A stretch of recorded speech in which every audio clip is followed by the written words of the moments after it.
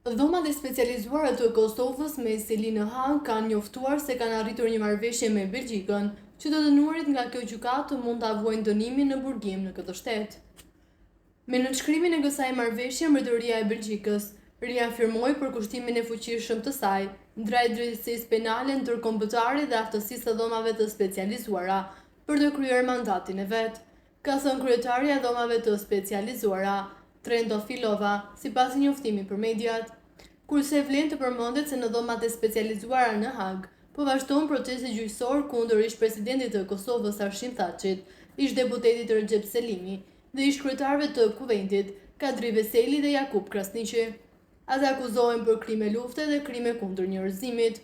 Juristi Blerim Bujrani në një përgjigje thotë se Belgjika është vendi i radhës që pranon të dënuarit nga dhoma e specializuar të Kosovës për shkak të kontrollit më të rreptë dhe kujdesit më të lartë ndaj të burgosurve. Sipas tij, Kosova megjithëse ka të drejtë ligjore që dënimet të mbahen në vend, nuk gëzon besimin ndërkombëtar për këtë çështje. Belgjika është caktuar si vendi ku kontrolli është më i rrepët, po ashtu dhe kujdesi ndaj të burgosurve, por edhe për shkak se ka pranuar marrëveshje për të marrë të dënuarit. Deri më tash, Holanda ka qenë vendi ku janë mbajtur të burgosurit. Këtu fjala nuk është vetëm për drejtësi ndërkombëtare. Kosova ka të drejta të plota ligjore dhe ndërkombëtare që të burgosurit avojnë dënimin në shtetet e tyre, por nuk i besohet Kosovës për këtë çështje. Andaj e vetmja rrugë mbetet që dënimi ta mbajnë në një shtet tjetër.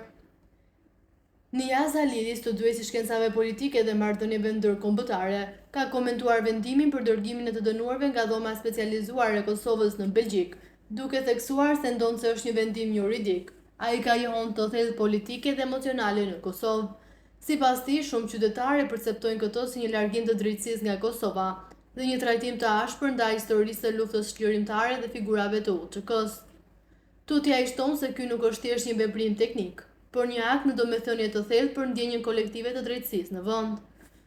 Në përgjigje të pyetjes së parashtruar, dëshiroj të theksoj se vendimi që të dënuarit nga dhoma e specializuar e Kosovës t'i vojnë dënimet në Belgjik është në thelb një vendim juridik.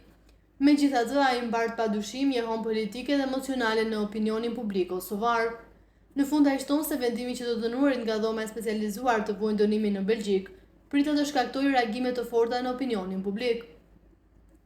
Ndryshe, trupi gjykues në gjykatën speciale në Hag e ka caktuar 12 qershorin si afat të fundit ku ekipet mbrojtëse të Arshim Thaçit, Kadri Veselit, Recep Selimit dhe Jakub Krasniqit mund të dorëzojnë mocionin e përbashkët për rrëzimin e akt akuzës, ndërsa prokuroria të dorëzoi përgjigjen deri më 7 korrik.